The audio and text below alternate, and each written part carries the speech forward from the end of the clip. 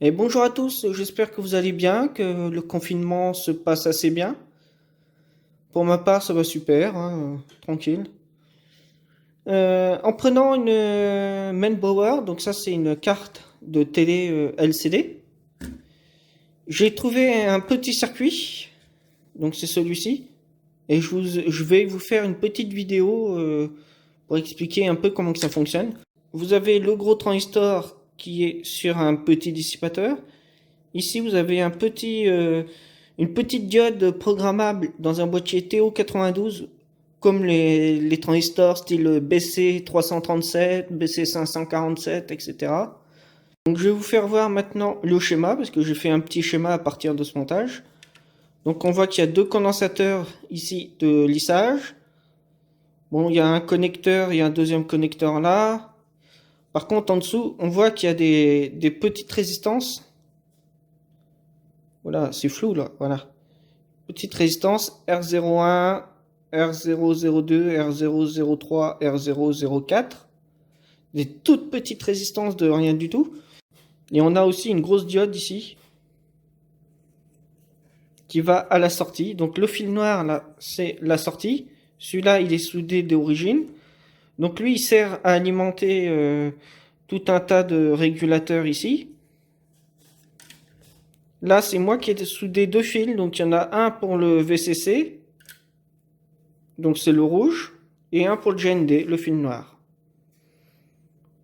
Donc maintenant, je vous fais voir le schéma tout de suite.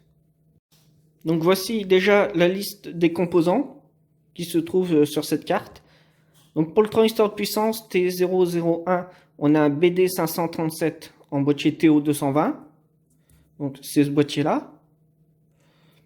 Ensuite, on a le TL431 en boîtier TO92. La diode, la K002, c'est une BYT45. Ensuite, ça, c'est la valeur des résistances, les quatre petites résistances qui sont en dessous en CMS, et les deux gros condensateurs qu'on a vu tout de suite de lissage. Donc maintenant, on passe ici. Alors, on a une diode programmable, donc c'est une diode Zener programmable. Ici, on a la cathode, on a l'anode qu'on a relié au GND, et en fin de compte, on va avoir une tension ici qui arrive. C'est la même tension qui se trouve sur le collecteur du transistor. Donc à la sortie, on va avoir deux résistances comme ça. Ensuite, une résistance qui repart au GND. Et on va avoir une tension finale qui arrive sur la patte ref, la référence. Donc en fait, on va prélever une part de la tension qu'on a en sortie pour aller commander notre diode Zener de façon à avoir toujours la même tension qu'on a calculée avec les résistances pour la tension de sortie. Donc j'ai fait des mesures, j'ai mis à peu près 15 à 19 volts. J'ai essayé à 15,5, 16, 17, 18, 19 volts.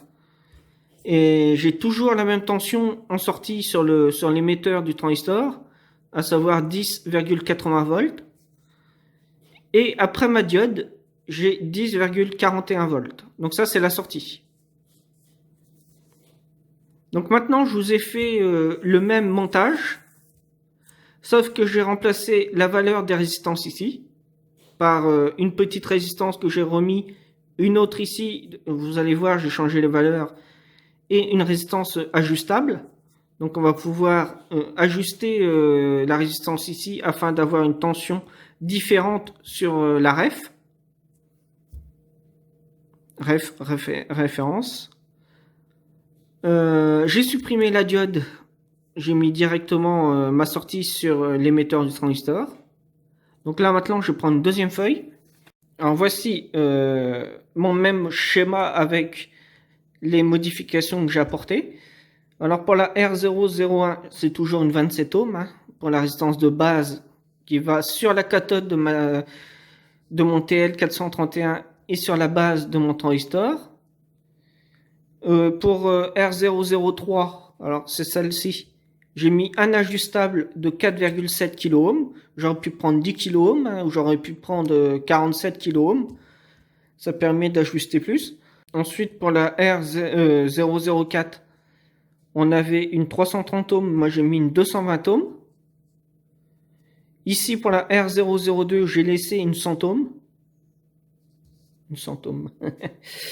Voilà. Ensuite, ça, j'ai noté les pattes, à quoi correspond le TL431 et le transistor. Donc, la première patte, c'est VRF, la tension de référence qu'on a vu tout à l'heure. Mon anode, qui est la patte du milieu. Et ma cathode, qui est la troisième patte.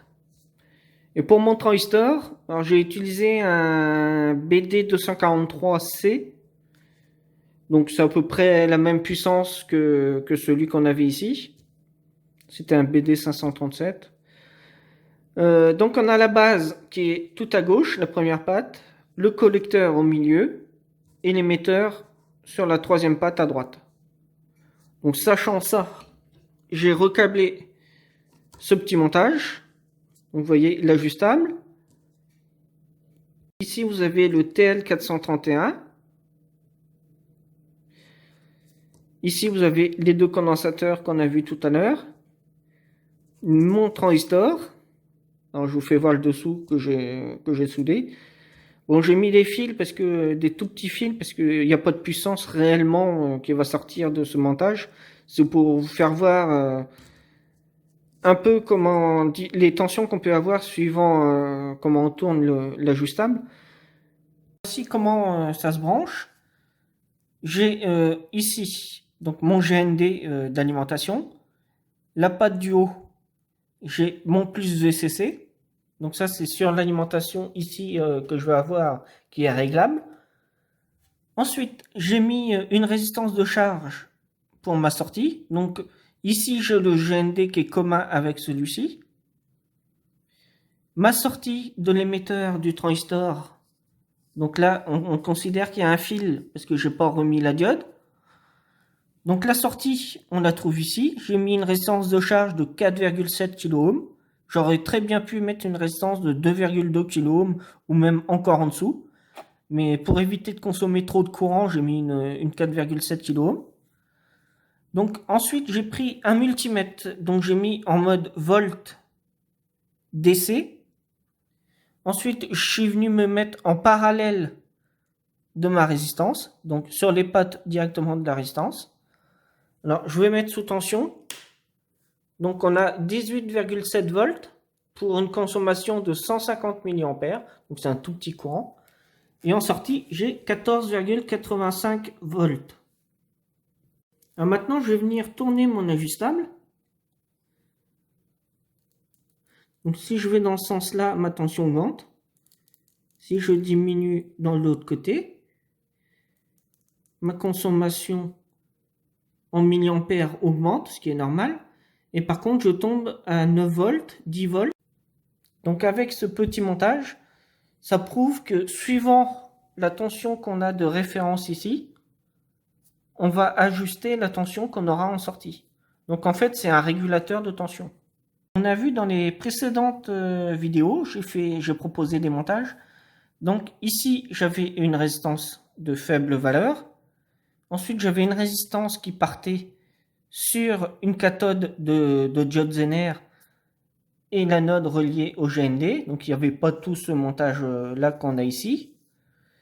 Dans ce montage-là, je vous présente un nouveau régulateur de tension basé sur le TL431. Donc il suffit de tourner mon ajustable pour avoir la tension voulue en sortie. J'avais mis un quart de watt, mais un quart de watt, si vous faites le même montage, c'est un peu trop faible. Mettez plutôt une résistance de 1 watt pour la 27 ohms. Donc pour la R001, 27 ohms 1 watt. Pas là un quart de watt parce que je vous fais voir tout de suite ce qui s'est passé. Avec un quart de watt, ça donne ça.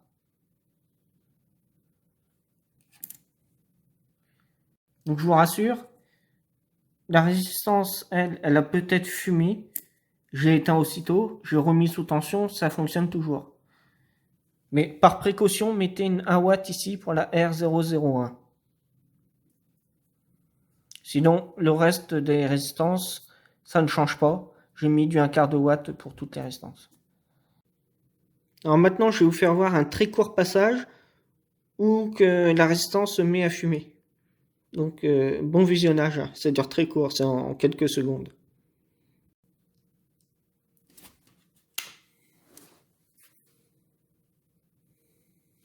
Je profite de cette vidéo de vous avoir parlé du TL431, que vous le retrouvez dans les alimentations à découpage. Alors il se peut que parfois les transistors ici, ils claquent. Alors là je parle bien de ces deux-là, je parle pas de ce qu'il y a ici.